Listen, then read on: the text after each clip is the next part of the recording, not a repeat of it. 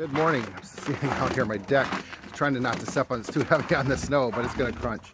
Just sitting out here, I'm just enjoying the beauty while my dogs do their duty. The beauty of doing your duty out in public. Okay, that's a little weird. It's cool because it's cold and I'm enjoying my time. You know, my dog's sitting here chewing on a rose bush. I hope she didn't get a thorn in her jaw. But last night I'm out with the puppy, and you're up all night because they show so much love, and it's so cool to watch them, you know, puppy play with the other dogs and stuff. So you're up all night because you don't want them having a mess in the house.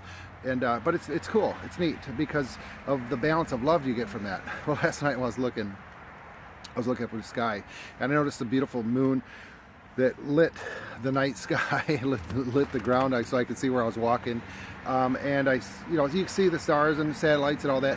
But one thing I really noticed last night, that there was this airplane just shooting across the sky. It was really cool to see it, and with its little tail of whatever behind it. And at night, probably 2 o'clock in the morning, and I thought, you know, what makes that happen? How did we do this? Now we know all the propulsion, all that stuff, to make something lift like it does. But it's like, who would ever thought that we would do that in life? Carry these huge trucks, carry people overseas, all around the world, you know, and the speed of these airplanes and things, going into space. You know, 100 years ago, it was a thought, and it was in a progress of working, but it was never where it is now. And who had that vision to make the things happen today like they did? I think it's pretty cool. You know, we all look at ourselves and think we have it made, but what would happen if we were to go back 100 years ago ourselves? And on the other note, what would happen if those people came to our world today? Who would have had a worse world? Who would have had a harder time in life trying to adjust?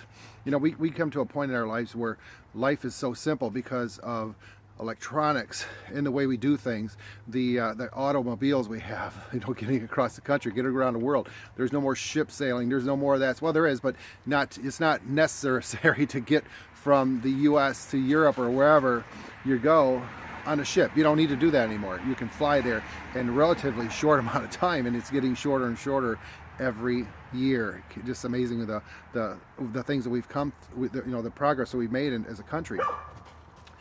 And I thought about it, you know, and I think if we were to go back 100 years ago, just think of the things that we have in our lives that I'm going to start walking. But the things we have in our life now, that the phones, being able to communicate people, you know, back in those days 100 years ago, who knows what we'd be doing? We might be driving a car. Well, actually, we could, you know, if you had money back then. The Model A Fords and things like that.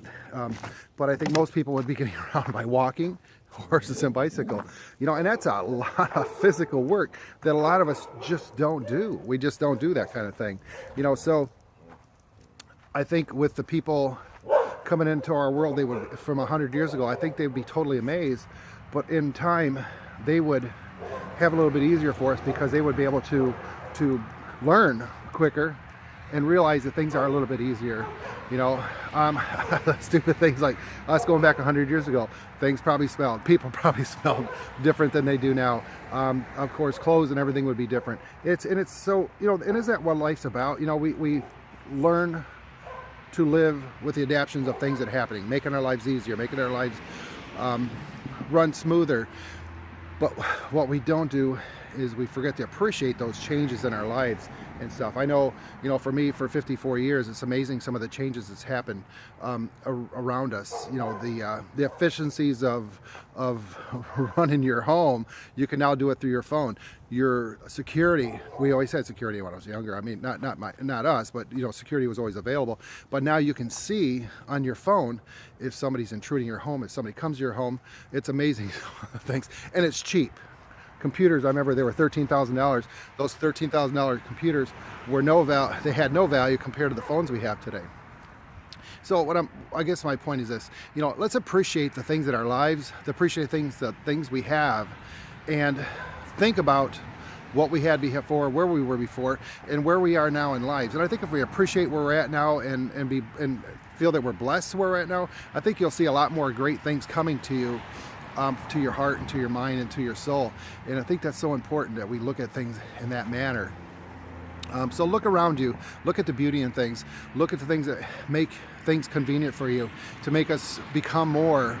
And if you see it that way, you'll see yourself becoming more, doing more with your life because of those simplicities that we now have in our lives. All right. That's my weird talk for the day. Guys, get out there, inspire somebody today. Tell yourself you love you. Tell others you love them. You know, and when you're talking to people, really listen to them, look at them, and feel what they're saying. Okay, make today your best day ever. You know, I'm going to do the same. Stay warm. It's cold. I love you guys. Bye.